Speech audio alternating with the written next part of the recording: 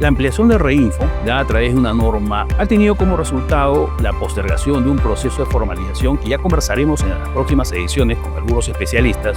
Confirma la inviabilidad o el fracaso absoluto del proceso de formalización integral inaugurado en 2016.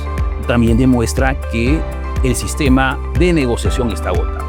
Hay una crítica implícita en la gestión de los gobiernos regionales respecto al proceso de formalización. Lo que sí hay que decir claramente, y el minero de a pie tiene que saber, es que las cosas van a cambiar. Es decir, más allá de que el proceso se amplíe 6 meses más, o sea, es decir, todo este año, todo el 2025, los ajustes que van a realizarse en este sistema interoperable van a determinar que muchos mineros, sin necesidad que se les cancele el registro integral, que se les cancele su registro en el Reinfo, van a salir de la actividad.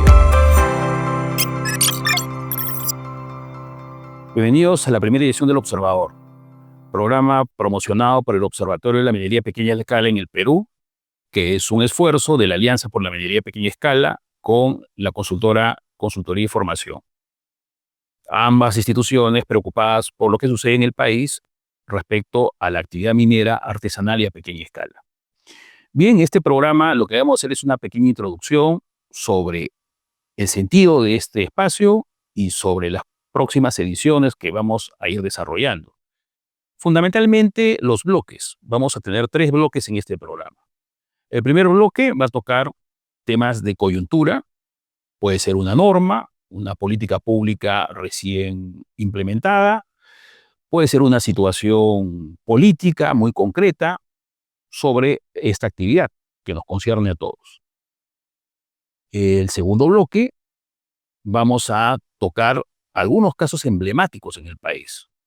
Y ahí quiero detenerme un momento. Los casos emblemáticos tienen que ver con situaciones en las que se da la minería a pequeña escala o artesanal en el Perú y una serie de problemas asociados a esta actividad. ¿Por qué tenemos que nosotros tratar de analizar estos casos emblemáticos? Que no solamente lo analizamos desde el escritorio, nosotros hacemos un trabajo de campo, hacemos una investigación etnográfica también para saber las culturas que están alrededor o las condiciones sociales que están alrededor de estos problemas de investigación, pero también nos involucramos en el mismo. Participamos de la misma problemática y resolución. ¿Por qué son importantes? Porque pueden dar luces para poder resolver otros casos que no son tan complejos como estos. Entonces vamos a darle mucha importancia a estos casos emblemáticos. Ese va a ser el segundo bloque del programa, en esta edición y en las sucesivas. El tercer bloque vamos a tocar algunos temas vinculados con lo político, ¿no? Con lo político, con lo estatal, con lo social. Vamos a tener algunos entrevistados también, vamos a conversar de manera abierta, dialogante, no una entrevista contemplativa. Vamos a cuestionar también a quien se atreva a ser entrevistado por este observador. La ampliación de Reinfo, dada a través de una norma que, como ustedes saben, costó muchas, entre comillas, coordinaciones entre distintos actores sociales y políticos, ha tenido como resultado no solamente la postergación de un proceso de formalización, que ya conversaremos en las próximas ediciones con algunos especialistas, de mi punto de vista, confirma la inviabilidad o el fracaso absoluto del proceso de formalización integral inaugurado en el 2016, pero en todo caso también demuestra que el sistema de negociación está agotado. ¿Por qué lo digo? Muchos de los gremios que han participado en estas conversaciones para poder ampliar el proceso de formalización pretendían una ampliación mucho mayor, por un lado. Pero por otro lado no cuestionaban algo que ha quedado implícito en esta norma de ampliación del Reinfo, que es el sistema interoperable y el ente rector. ¿Cuál es el ente rector ahora del proceso de formalización? ¿Cuál es el ente que tiene mayor protagonismo en este proceso? El Ministerio de Energía y Minas. Es decir, los gobiernos regionales han sido desplazados. Hay una crítica implícita en la gestión de los gobiernos regionales respecto al proceso de formalización, por un lado. Por otro lado, el sistema interoperable implica un control muchísimo mayor de la actividad, algo que no se está viendo todavía porque el reglamento aún está en elaboración o está proyectado. Por supuesto que no se sabe qué va a salir de ese reglamento, pero el sistema interoperable es un aspecto que se estaba viendo con anterioridad. Hay muchos de los elementos que norman o que regulan el proceso de formalización minera que también están en entredicho y que no han funcionado. Por ejemplo, en el caso del registro especial de comercializadores y procesadores de oro, el famoso RECCO, no cumple ninguna función. ¿Cumplirá una función a partir de ahora? ¿Cuál va a ser el rol de la SUNAT y sobre todo de la UIF, que están señalados en esta nueva norma como parte de este sistema interoperable? Lo que sí hay que decir claramente, y el minero de a pie tiene que saber, es que las cosas van a cambiar. Es decir, más allá de que el proceso se amplíe 6 meses más, o sea, es decir, todo este año, todo el 2025, o que incluso hay un pulseo para ampliarlo un poquito más, digamos todo el 2026, y eso sea, yo creo, poco, de todas maneras, poco posible, pero que se puede hacer. Los ajustes que van a realizarse en este sistema interoperable van a determinar que muchos mineros, sin necesidad que se le cancele el registro integral, que se les cancele su registro en el Reinfo, van a salir de la actividad. Porque se va a cruzar mucha información. Cada vez es mucho más fácil cruzar información respecto, por ejemplo, a la producción o a la facturación. ¿El minero que está en el Reinfo y no factura es un minero en actividad o no? ¿El minero que hace una declaración de producción semestral tiene que ajustar eso a su facturación o no? Y eso no es difícil de cruzar. También está la bancarización. La bancarización que se realiza producto de la actividad minera es fácilmente registrable. Y si no existe, entonces ahí hay la posibilidad de caer en otros delitos graves que no tienen que ver con la parte administrativa de la cancelación o la permanencia en el REINFO. Entonces son aspectos importantes que hay que tocar. Se verá en el reglamento. En una próxima edición invitaremos a alguien muy cercano al proceso que lo ha visto desde sus inicios para conversar sobre las perspectivas que se abren a partir de esta ampliación. Pero sobre todo, yo quiero enfatizar este sistema interoperable de la minería en proceso de formalización. Y el ente rector, el nuevo ente rector, tendrá la capacidad, el Ministerio de Energía y Minas, de encargarse del proceso de formalización con el apoyo secundario de los gobiernos regionales o no. Yo me inclino a lo segundo, que va a ser muy difícil que el MINEM pueda asumir el proceso de formalización, entendiendo, conociendo cómo está estructurado y la fuerza que tiene también a nivel de recursos humanos y de capacidades. Los gobiernos regionales sí definitivamente no lo podían hacer. Entonces, creo que es importante tocar este tema en este primer programa. Ahora, respecto al segundo bloque, lo que iremos desarrollando en el semestre, creo yo, porque creo que es un tema además muy, muy denso, con muchas aristas, son los casos emblemáticos. Para empezar, nosotros vamos a tocar dos casos emblemáticos que en realidad concentran toda la problemática del proceso de formalización minera, la minería ilegal presente también ahí, pero también el minero que quiere trabajar con honestidad y que merece formalizarse. Es el caso de Atico, distrito de Atico, provincia de Carabalí, en la región Arequipa. Creo que es importantísimo tomarlo como un caso emblemático y explorar todas las dimensiones de este proceso fallido de formalización, como la mayoría de procesos fallidos de formalización que hay en el país, pero además las posibilidades que podrían surgir a partir de entender esta problemática local, en el caso de Atico, ¿no? Ese es un caso emblemático, lo vamos a ir desarrollando en el primer semestre. De la misma manera, vamos a ir desarrollando el caso del CENEPA, en la frontera de Perú con Ecuador, una actividad económica muy boyante, por decirlo de alguna manera, muchísima extracción de recursos en concesiones de terceros, en un proyecto que fue cancelado que además tiene su propia historia, que es el proyecto Afrodita, pero los actores económicos y sociales en esa zona hay que desmenuzarlos.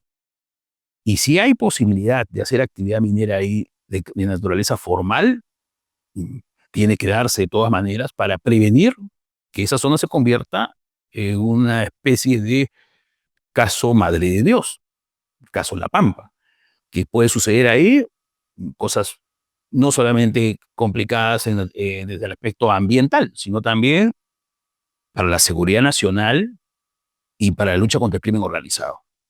Entonces, son dos casos emblemáticos que vamos a ir tocando en las próximas ediciones. Y vale este primer programa introductorio para mencionar que van a ser abordados también desde un enfoque de investigación que no solamente es una investigación de gabinete, sino que sobre todo prioriza una investigación de campo. Digamos, desde el punto de vista un poco más riguroso a nivel académico, nosotros estamos muy enfocados en la etnografía para investigar estos casos emblemáticos. Pero a la vez, luego la investigación que va a tocar el observatorio, plantear algunas alternativas y conversar esto a nivel privado y público, ¿no? Es decir, no solamente con los mineros, no solamente con las organizaciones de base o implicados en estos casos emblemáticos, sino también con el Estado. Es necesario que el Estado tenga información, yo creo que tiene información, hay que incidir qué es lo que le falta, o también resaltar por qué algunas cosas que son evidentes o una información que es evidente, ¿no? En estas zonas no tiene implicancias en un accionar concreto del sector público. El tercer tema, y creo que sí también vamos a ir tocando con mayor detalle, pero en este primer programa hay que mencionarlo como lo estamos haciéndolo hasta ahora de manera general, es la relación entre la actividad económica de la minería artesanal y a pequeña escala con la política y con otras organizaciones sociales también, o de sociedad civil. El segundo tema tiene que ver con los partidos políticos.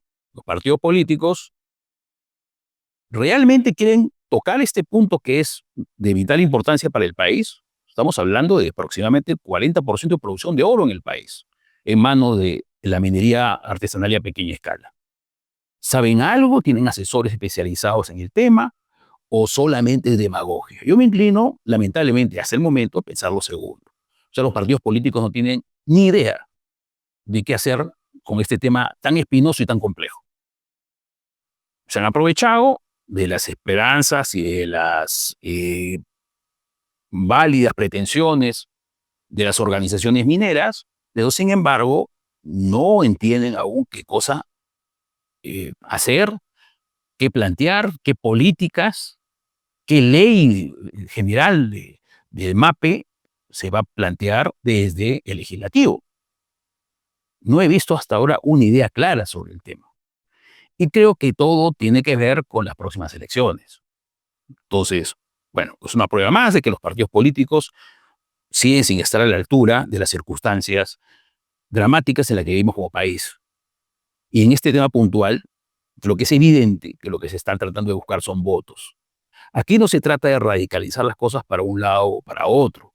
No se trata de ser conservador o ser reformista o ser revolucionario. La minería a pequeña escala en el país es una actividad económica que se viene realizando desde hace décadas con creciente importancia. Esa importancia se está reflejando también en el aspecto social, en el aspecto de movilización. Nosotros veníamos advirtiendo esto hace muchos años. Recién ahora algunos partidos políticos y políticos oportunistas, disculpe la palabra, porque también los hay, están pensando que esta actividad económica le va a dar unos votos. Yo creo que deberían no emocionarse tanto porque los mineros no se dejan engañar por falsas promesas. Pero sí es cierto que los partidos políticos tienen una seria responsabilidad en que hasta ahora también el Congreso, no solamente el Ejecutivo, no hayan logrado debatir una ley MAPE en el Parlamento. Viable. Han tenido muchísimo tiempo. Han tenido prácticamente desde el proceso de ampliación del REINFO que se dio con el gobierno de Castillo. cuando ya el gobierno de Castillo estaba en funciones, el Parlamento aprobó una nueva ampliación y también aprobó el debatir la ley que presentara el Ejecutivo. Bueno, ahí no hubo interacción entre el Ejecutivo y el Ejecutivo no presentó nada, lo presentó a destiempo, pero el Legislativo tampoco hizo gran cosa para que el tema se debatiera. Y ahora, bueno, estuvo muy interesado en la ampliación, pero tampoco tuvo un consenso, ni siquiera dentro de la comisión del Congreso respectiva. Entonces, bueno, ahí está una tarea pendiente para tocarlo con los partidos políticos. Quienes pueden plantear cosas interesantes y deberían hacerlo son los partidos políticos que no están en el Congreso.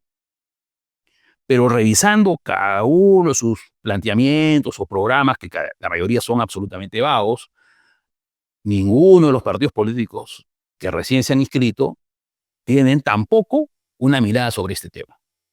Yo personalmente he conversado con algunos de ellos y realmente no tienen tampoco la menor idea, perdón, de qué hacer. Más allá de cosas muy vagas, ¿no? Digamos, sentidos comunes, de lugares comunes, como el medio ambiente, como formalizar el que no es ilegal, sino son cosas, pues, realmente de perogrullo, son simplemente ideas que no aterrizan en nada. Aquí se trata de formar un cuerpo normativo que tenga que ver, primero, qué se va a hacer con la comercialización, cómo se va a tratar el régimen de concesiones, van a haber cambios ahí o no en el régimen de concesiones, qué se hace con los insumos, entre muchas de las problemáticas. ¿Qué sucede? No estamos hablando de que hay muchísimos temas técnicos que no tienen que ver solamente con el medio ambiente. ¿Qué hacemos, por ejemplo, en el caso concreto de la formalización minera, con las concesiones ociosas de algunos titulares mineros que lamentablemente tampoco pueden o no tienen salidas o estímulos determinados para poder firmar contratos de explotación? Pero por otro lado, también tiene que ver, por ejemplo, con cómo un minero puede tener con todas las de la ley, como se dice comúnmente, los insumos que necesitan para la actividad minera. Los insumos químicos, los explosivos, cuáles van a ser las normativas que van a facilitar eso. Y también tenemos el asunto de la comercialización. ¿Cómo van los mineros en proceso de formalización o formales lograr que su producción sea asimilada o no, bancarizada? Porque el sistema en este momento financiero no acepta tampoco o abre cuentas a los mineros en proceso de formalización. Entonces, bueno, hay muchas aristas, muchos problemas que no se han tocado, que están en el aire. Los mineros lo saben, nosotros vamos a tratar de sistematizar algunas cosas, pero de manera muy concreta a partir de los casos emblemáticos como hemos señalado. Esos serían algunos de los puntos que tocaremos en las próximas ediciones, pero sí esta es una introducción sobre los temas, eh, las líneas maestras que vamos a tocar en el programa El Observador. Bien, y para finalizar el programa y para despedirlo, en este bloque vamos a tocar algunos términos y algunas ideas muy provocativas alrededor del término. Dicho de una manera bastante coloquial, minería ilegal. ¿Es minería informal? No es minería informal. Minería ilegal es lo contrario a minería informal. Grábenselo, lo contrario. Porque la minería informal tiene autorización, el minero informal tiene autorización para hacer actividad minera. El minero ilegal no. Entonces, cuando confundimos, señores periodistas, minería ilegal con minería informal y digo lo mismo y vuelvo a decirlo, entonces lo que estoy haciendo es pecar de ignorancia absoluta. La misma norma establece claramente la distinción. La norma establece que el minero informal es el que está en el reinfo y puede hacer actividad minera, mientras se formaliza. El minero ilegal puede ser el minero que no tiene reinfo y que está sin molestar a nadie en un cerro buscando un poco de oro para poder sobrevivir, o el minero ilegal que puede estar en una zona muy rica asesinando a otras personas para apropiarse de metas con mucho potencial aurífero. Son cosas completamente distintas. Incluso dentro de la minería ilegal también hay que investigar un poco más. A ver, ¿qué otro concepto no queda claro? Minería artesanal. La minería artesanal, ¿es lo mismo que la minería informal? Puede ser que sí. pero también puede ser que no, porque un minero artesanal puede haberse formalizado. ¿Sigue siendo minero artesanal? Sí, pero ya se formalizó, ya tuvo su autorización de inicio y reinicio de actividades y por lo tanto ya no es informal y menos ilegal, ¿no es cierto? ¿Qué otra cosa decimos comúnmente como si supiéramos mucho y no sabemos nada?